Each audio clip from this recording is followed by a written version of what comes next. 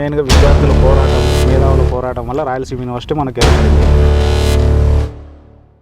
మీరు యూజీసీకి కంప్లీట్ ఇవ్వడానికి గల కారణం ఏంటి? ప్రొఫెసర్ ఎన్టీకే నాయక్ గారు చేసిన అవినీతి అక్రమాలకు అంతులేనట్లు ఉంది. ఆయన మీద మీరు ప్రధానంగా చేస్తున్న ఆరోపణ ఏంటి? ఏ అవినీతి అక్రమాలు? గత వైసీపీ ప్రభుత్వం ఆయనకు చేదోడు వాదోడుగా ఉంటూ ఇప్పటికి కూడా ఇన్ఛార్జ్ వైస్ ఛాన్సలర్ పదవి హోదాతో అందులేనటువంటి అవినీతి అక్రమాలతో ఆధిపత్యం చెలాయిస్తున్నాడు. సిబిసిఐడి, విజిలెన్స్ ఎన్ఫోర్స్మెంట్ కేసులు, ఫర్నిచర్ దొంగతనం, ఫైళ్ల దొంగతనం, ఎంబుక్స్ దొంగతనం, మీ అంచనా ప్రకారం ఇన్ని కోట్ల అవినీతి జరిగింది అనుకుంటున్నారు. గతంలో తేల్చిందైతే 4 crores అన్నారు. ఈ 6 నెలల్లో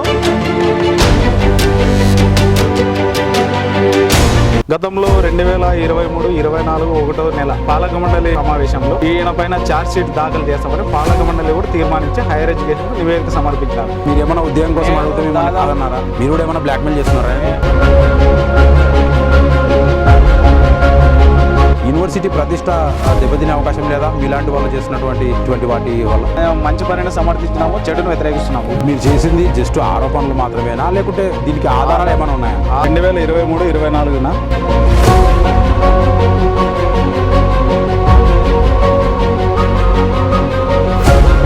గవర్నర్కి అంత టైం ఉంటుందా? కంప్లైంట్ ఇస్తే కంప్లైంట్ తీసుకొని వాటి మీద చర్యలు తీసుకునే అవకాశం ఉంటుందా? గతంలో ఆడిట్ జరగడానికి వచ్చినప్పుడు ఫైళ్లు కూడా ఎత్తుకుపోయినారు. ఆడిట్ జరుగుతున్నా కూడా ఆడిట్ అధికారులు కూడా బెదిరిస్తున్నారు. ప్రొఫెసర్ ఎన్టీకే నాయక్ అనే క్యాండిడేట్ ఎటువంటి పదవికి అర్హుడు కాదని గతంలో ఉన్నత విద్యామండలి తేల్చి చెప్పింది. ఉన్నత విద్యామండలి అధికారుల పైన చేసే చర్యలకు ఈయన మోకాలు అడ్డు పెడుతూ రాజకీయ ప్రోద్బలంతో ప్రతి చోట అడ్డుకుంటూ ఈ రోజు ఈ ప్రభుత్వాన్ని కూడా మోసం చేస్తూ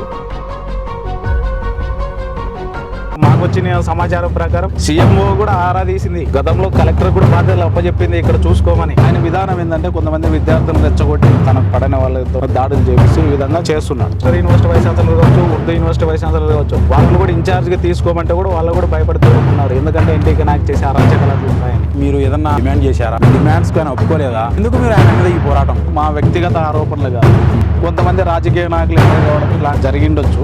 ఒక్కడు పోరాటం చేస్తే యూనివర్సిటీ బాగుపడుతుందా?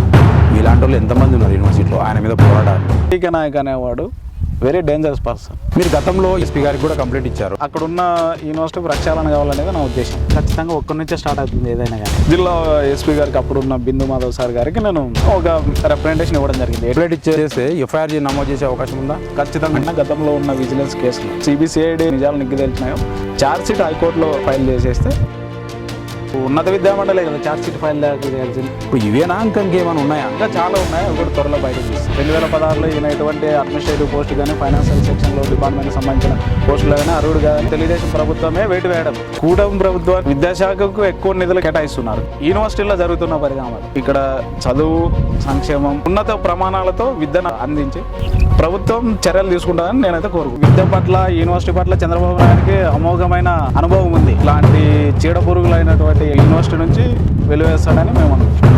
నాకు ఎన్టీకే నాయక్ నుంచి రక్షణ కావాలనేది ఎస్పీ గారికి అయితే నేను కోరడం అయితే నిజమే.